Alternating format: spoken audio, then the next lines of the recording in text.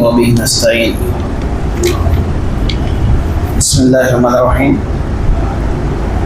حدثنا حجاج بن منهال قال حدثنا شعبة قال أخبرني عدي بن ثابت قال سمعت عبد الله بن يزيد عن أبي مسعود رضي الله تعالى عنه أن النبي صلى الله عليه وسلم قال إذا أنفق الرجل على أهله يحتسبها فهي له صدقة. وأيضا الحديث الثاني حدثنا الحكم ابن نافع قال أخبرنا شعيب أن الزهري قال حدثني عامر بن سعد عن سعد بن أبي وقاص أنه أخبره أن رسول الله صلى الله عليه وسلم قال إنك لن تنفق نفقة تستغني بها وجه الله إلا أجرت عليها حتى ما تجعل في فم امرأتك. تراه الحديث هذا أبو داود والنسائي وابن ماجه ومتعدد حديث يعني. Allah subhanahu wa ta'ala menunjukkan salat al-isya serikan juga kami. Saudara, Kitabul Iman నుంచి hadis number 55.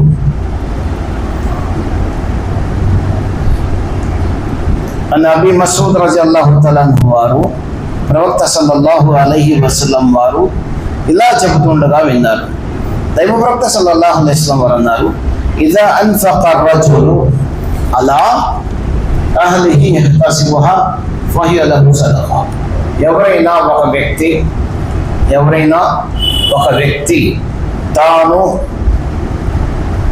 మంచి సంకల్పంతో అల్లాహ్ సుబ్హానహు వ తఆలా పుణ్యాన్ని ప్రసాదిస్తాడు అనే సంకల్పంతో తన పరివారానికి చేసేటువంటి ఖర్చు కూడా సదకా కిందకు వస్తుంది.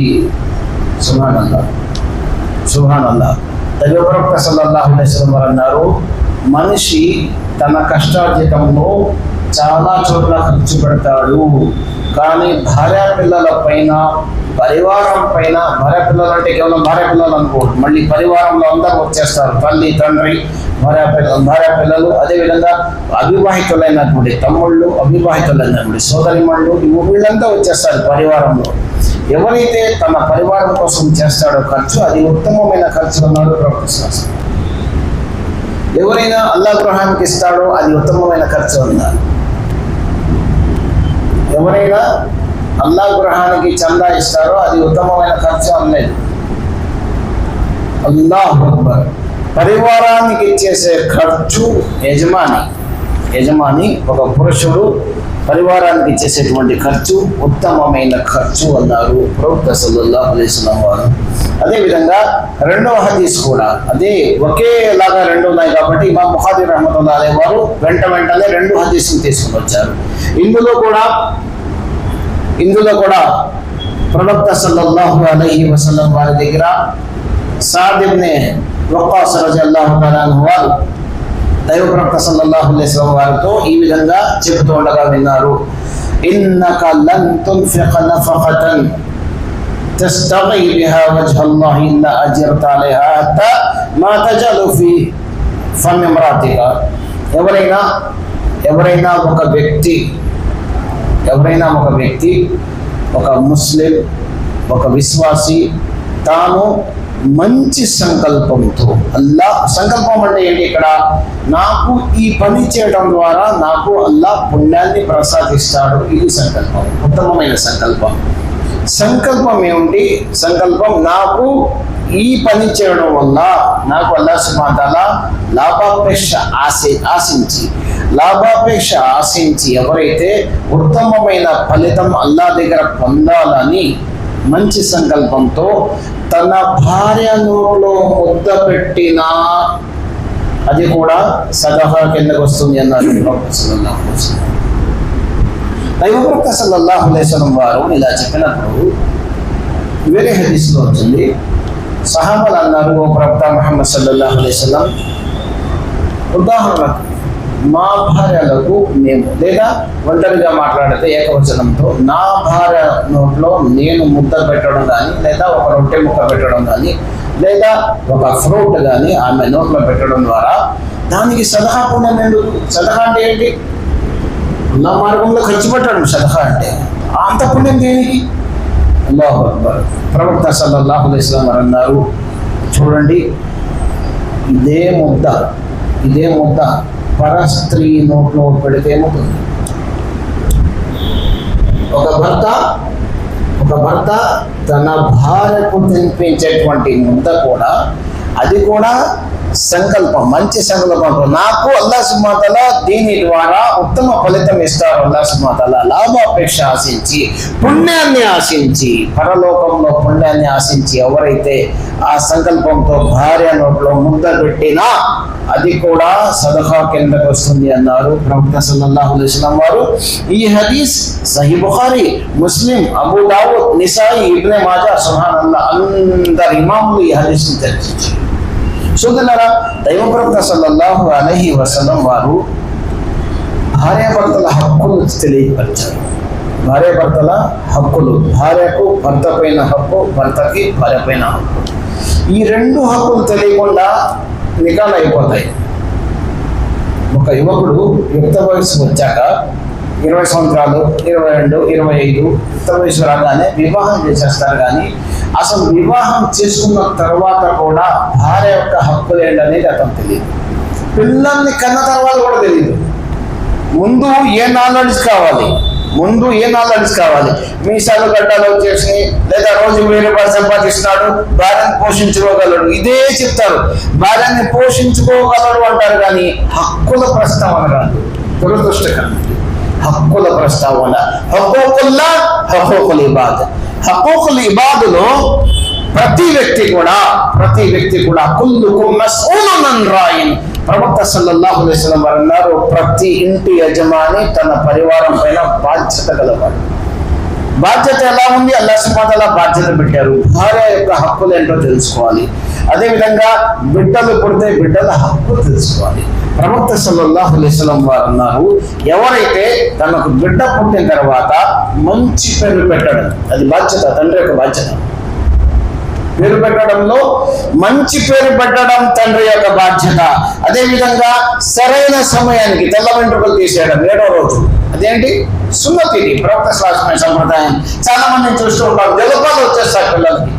ఏంటండి అంటే 2 సంవత్సరాలు, మా అత్తగారేమో 3వ సంవత్సరం అయ్యాక తీయమని చెప్పారు. ఎవరండి అమ్మ? దైవప్రవక్త శ్వాసం వారు అన్నారు, శిశువు తల్లి గర్భం నుంచి వచ్చినప్పుడు ఆ వెంట్రుకలు మలినంలో ఉన్నాయని గుర్తించండి. ఎప్పుడైతే ఎంత తొందరగా మీరు ఆ వెంట్రుకలు తీసేస్తారో పిల్లోడు ఆరోగ్యం బాగుంటుంది. సున్నత్, సంప్రదాయం ఇది. ప్రవక్త శ్వాసం వారు హజరత్ హసన్, హజరత్ హుసైన్ రజియల్లాహు అన్హుమా వారి యొక్క అఖీకా చేసి చూపించారు. దైవప్రవక్త శ్వాసం వారు స్వయంగా చేసి చూపించారు. మంచి పేర్లు పెట్టారు. ప్రవక్త శ్వాసం వారు హజరత్ అలీ రజియల్లాహు అన్హు ఒక పేరు పెట్టారు తెలుసా? హసన్కి, తన కుమారుడికి హజరత్ అలీ రజియల్లాహు అన్హు వారు పేరు పెట్టారు. దైవప్రవక్త శ్వాసం వారు రాగానే నేను పేరు పెట్టేశాను అన్నారు. ఏం పేరు పెట్టారంటే ఫలానా. లేదు కాదు, ఇతని పేరు హసన్ అన్నారు ప్రవక్త శ్వాసం వారు. హజరత్ అలీ అన్నారు, ఓకే రైట్, నేను నా పేరుని నేను వాపస్ తీసుకుంటున్నా. తండ్రిగా హజరత్ అలీ రజియల్లాహు అన్హు తన కుమారుడి పేరుని వెనక్కి తీసుకున్నారు. ప్రవక్త శ్వాసం వారు పెట్టింది ఉత్తమమైన పేరు అన్నారు, హసన్. ఆ తర్వాత ప్రవక్త శ్వాసం వారు హజరత్ హసన్ యొక్క తల్లి వెంట్రుకలు తెప్పించి వెంటనే జుబా చేసి 2 జంతువులకు అఖీకా చేశారు. అల్హమ్దులిల్లాహ్. అదేవిధంగా 2వ కుమారుడు పుట్టారు, ఫాతిమా రజియల్లాహు అన్హాకి. ప్రవక్త శ్వాసం వారు మళ్ళీ హుటాహుటిన వచ్చారు, అప్పటికే పేరు పెట్టేశారు. హజరత్ అలీ రజియల్లాహు అన్హు వారు ప్రవక్త శ్వాసం వారు కనుక్కున్నారు, ఏం పేరు పెట్టారంటే ఫలానా పేరు పెట్టామని. కాదు, ఇతని పేరు హుస్సేన్. హసన్, హుస్సేన్, ఈ 2 పేర్లు ప్రవక్త శ్వాసం వారు పెట్టారు. దైవప్రవక్త శ్వాసం వారు అన్నారు, పిల్లోడు పుట్టగానే అమ్మాయి కానీ అబ్బాయి కానీ వెంటనే పేర్లు పెట్టండి, ఆలస్యం చేయదు. పేర్లు కూడా మంచి పేర్లు పెట్టాలి. ఎందుకంటే ఇహలోకంలో తల్లి తండ్రి ఏదైతే పేరుతో పిలుస్తున్నారో, ఏదైతే పేరు పెట్టారో, పరలోకంలో అదే పేరుతో పిలవడం జరుగుతుంది.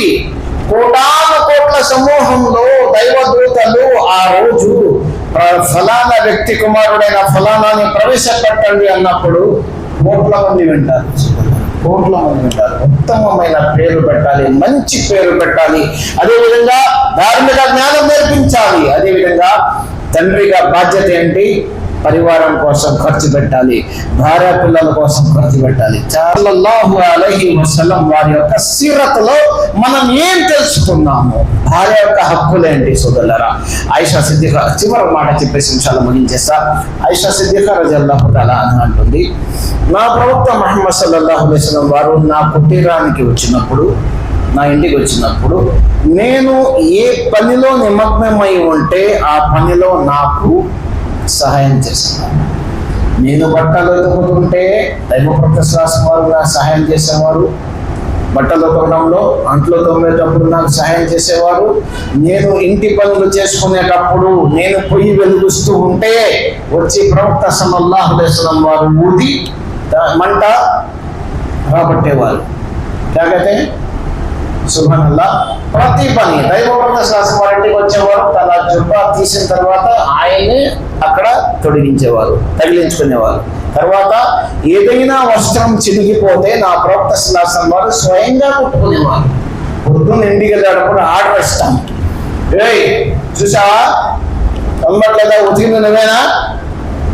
సాయంత్రం నేను వచ్చేపాడు ఇది కుట్టి ఇస్త్రీ చేసి పెట్టకపోతే బా.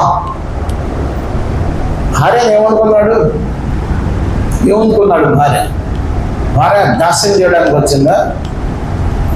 ఎక్కడా కూడా నాకు ఒక్క హదీస్ చూపించండి వంట స్త్రీయే చేయాలని. ఒక హదీస్ చూపించండి. ఆడదే వంట చేయాలండి, స్త్రీయే చేయాలి, పురుషుడు కాదు అని ఒక్క హదీస్ చూపించండి. బీవికా గులాం జీ ఏమంటారు? బీవికా గులాం కాదు. ప్రవక్త సల్లల్లాహు అలైహి వసల్లం సంప్రదాయం ఏంటంటే వారి యొక్క దుస్తులు చినిగినప్పుడు వారు స్వయంగా కుట్టుకుంటే అల్లాహ్ సుబ్హానహు వ తఆలా తర్వాత ఈ ప్రపంచం రెండవ నామం ఏదైనా తీసుకుంటే ప్రవక్త నామం తీసుకుంటే లా ఇలాహా ఇల్లల్లాహ్ ముహమ్మద్ రసూలుల్లాహ్. అల్లాహ్ తాలా తర్వాత అలాంటి ఉత్తమమైనటువంటి ప్రవక్తలకు ఇమాం, ప్రవక్తల నాయకులు ఈ ప్రపంచంలో దైవ ప్రవక్త సల్లల్లాహు అలైహి వసల్లం యొక్క క్యారెక్టర్ ముందు ప్రపంచం మొత్తం నిర్ఘాంతమైంది. వారు స్వయంగా తన దుస్తులను తాను కుట్టుకునేవారు. చెప్పు తెగితే చెప్పు దైవ ప్రవక్త సల్లల్లాహు అలైహి వసల్లం వారు కుట్టుకున్నారు. నాకు ఆయిషా సిద్దిఖా రజల్లాహు అన్హా సాక్ష్యం ఇస్తుంది. అనేక హదీసుల్లో ప్రవక్త సల్లల్లాహు అలైహి వసల్లం నేను ఏ పనిలో నిమగ్నం ఉంటే ఆ పనిలో నాకు సహాయం చేసేవారు. ఇది ప్రవక్త సల్లల్లాహు అలైహి వసల్లం యొక్క క్యారెక్టర్. మనం ఇంటికి వెళ్ళి సలాం చెప్పటమే ఏదో, స్త్రీకి సలాం చెప్పేది ఏంటండి, భార్యకి సలాం చెప్పేది ఏంటి, ఆడవాళ్ళకి సలాం చెప్పేది ఏంటి? ఎందుకు చెప్పరు? ఈ హక్కులు, భార్యాభర్తల యొక్క హక్కులు చాలా ఉన్నాయి సోదరులారా. కాబట్టి అల్లాహ్ సుబ్హానహు వ తఆలా ఈ హదీసుల ద్వారా ఏదైతే మనకు జ్ఞానాన్ని ప్రవక్త సల్లల్లాహు అలైహి వసల్లం యొక్క హదీసుల ద్వారా ఇమాం బుఖారీ రహ్మతుల్లాహి అలైహి యొక్క కష్టార్జితం సోదరులారా, ఇది వారి యొక్క కష్టార్జితం. ఇది హదీసులన్నీ పోగు చేయడం అనేది మామూలు విషయం కాదు. కాబట్టి అల్లాహ్ సుబ్హానహు వ తఆలా వీడిపైన ఆచరణ చేసేటువంటి సౌభాగ్యాన్ని ప్రసాదించుగాక. సుబ్హానల్లాహి బిహమ్దిహి సుబ్హానకల్లాహుమ్మ బిహమ్దిక అష్హదు అన్ లా ఇలాహా ఇల్లా అంత అస్తగ్ఫిరుక వ అతూబు ఇలైక్.